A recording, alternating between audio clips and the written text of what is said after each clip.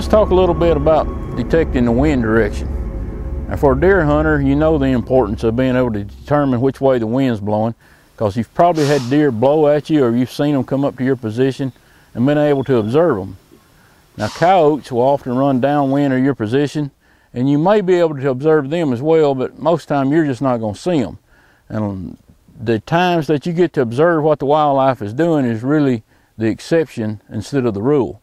Most of the time you're just not going to see anything, and you think, well, there's nothing here, and you go on and you have an unsuccessful hunt and not ever really knowing why.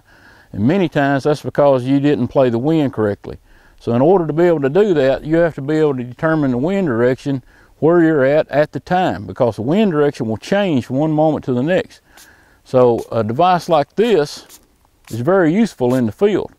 Now, there's lots of other devices out there that detect wind direction as well, and most of those employ a powder or maybe a cloth fabric or something of that nature to detect wind direction.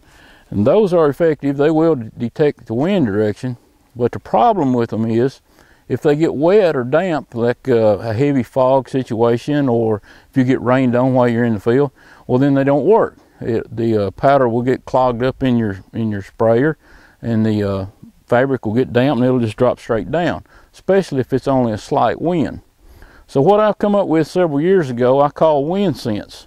And this uses water and an atomizing spraying mist, and it will just spray an atomized water into the air. It's scent free, and if it runs out on you in the field, well, you just fill it up out of your drinking bottle.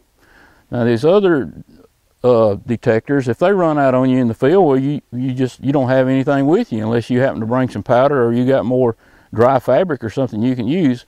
Well, with the Wind Sense, you refill it with water, you use it over and over, and it does an excellent job. See, right now the wind direction has already changed just in the time I'm going to standing here talking to you. So the Wind Sense is what you need.